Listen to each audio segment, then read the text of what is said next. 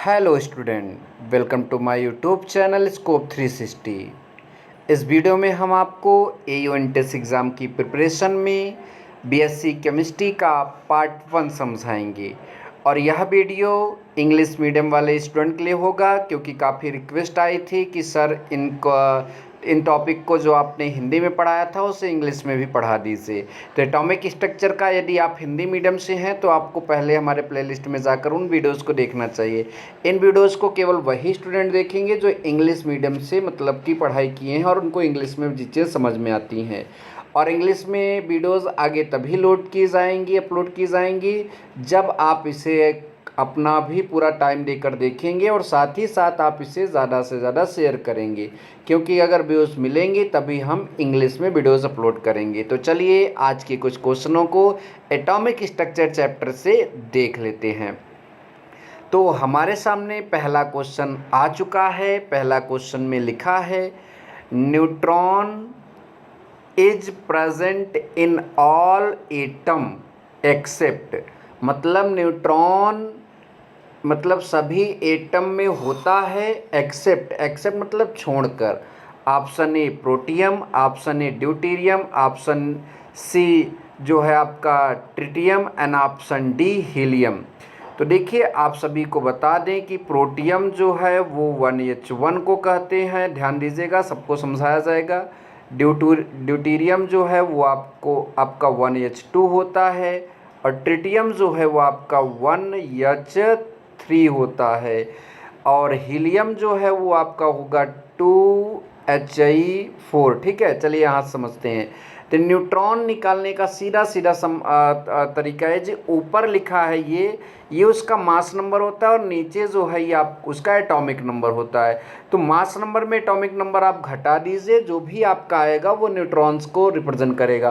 तो 1 में से 1 आप घटाएंगे तो 0। अब मतलब कि 0 मतलब इसमें न्यूट्रॉन नहीं है, 1H1 में न्यूट्रॉन नहीं है। अब यहाँ 2 में से 1 घटाएंगे तो इसमें आपके 1 न्यूट्रॉन आ जाएंगे। 3 में से 1 घटाएंगे तो इसमें आपके 2 न्यूट्रॉन आ जाएंगे, और 2 हीलियम 4 में भी आपको 2 न्यूट्रॉन आ जाएंगे। ठीक है, तो इन सब में मतलब 3 में तो ये आपके न्यूट्रॉन है, इसमें पर डी ऑप्शन में, सी ऑप्शन में एंड बी ऑप्शन में, बट फर्स्ट प्रोटियम में आपका न्यूट्रॉन नहीं है। तो मतलब यहाँ पर जो कहा गया है कि neutron is present all atom except, तो किसको छोड़कर मतलब कि न्यूट्रॉन सब में मतलब कि उपस्थित होता है, तो वो आपका ऑप्शन नंबर ए 1H1 कह लीजिए या फिर कह दीजिए प्रोटियम। तो इस प्रश्न का सही आंसर हो जाएगा प्रोटियम।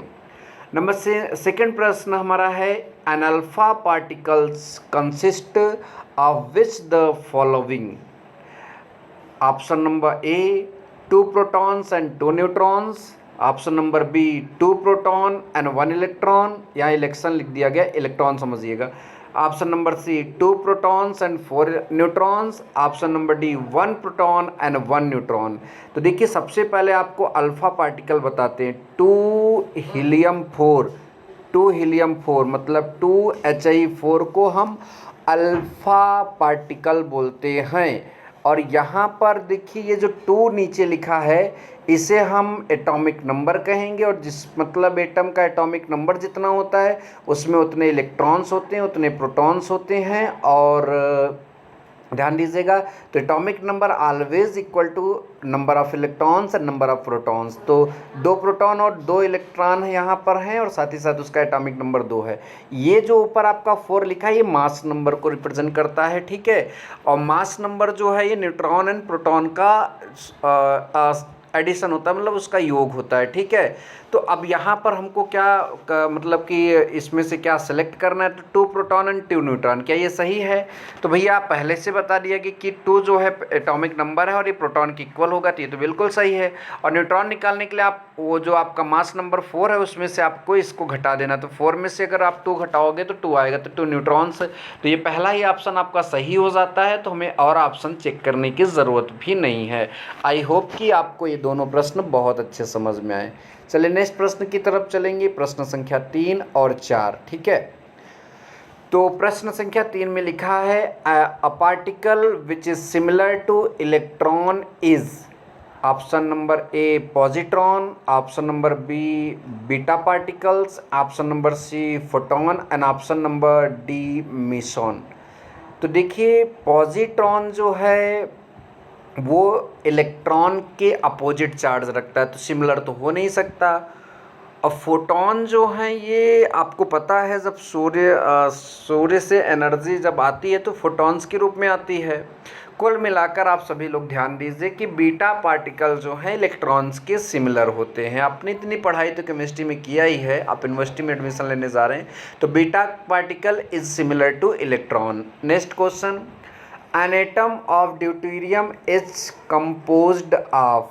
तो ड्यूटेरियम जो है आपको पहले उसका सिंबल यहाँ पर बना देते हैं। ड्यूटेरियम को 1H2 जो है ये ड्यूटेरियम होता है।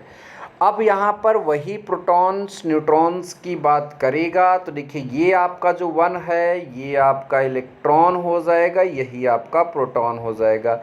तो एक बात ध्यान दीजिए कि इस ड्यूटेरियम में एक इलेक्ट्रॉन और एक प्रोटॉन हो गया। तो एक इलेक्ट्रॉन और एक प्रोटॉन की बात यहाँ ऑप्शन नंबर डी में एकदम सही दिख रही है, और ऑप्शन नंबर बी में भी प्रोटॉन और इलेक्ट्रॉन की बात की गई है। आगे देखते हैं न्यूट्रॉन्स। तो ऊपर जो मास नंबर 2 है उसमें से 1 हटाएंगे तो आपका 1 आ जाएगा। तो 1 न्यूट्रॉन बाकी है, 1 इलेक्ट्रॉन 1 प्रोटॉन 1 न्यूट्रॉन, तो आपका किसी ऑप्शन में नहीं, उस केवल चौथे ऑप्शन में। तो ये आपका ऑप्शन नंबर 4 अर्थात डी ऑप्शन जो है सही हो जाएगा। तो beta particle similar to electron, an atom of deuterium is composed of 1 electron and 1 proton and 1 neutron। I hope कि यह प्रश्न भी आपको अंडरस्टैंड हुआ। ठीक है, समझ में आ रहा होगा तो आप प्लीज़ कमेंट करके ज़रूर बताइएगा ताकि हम आगे भी वीडियोज़ आपको दें।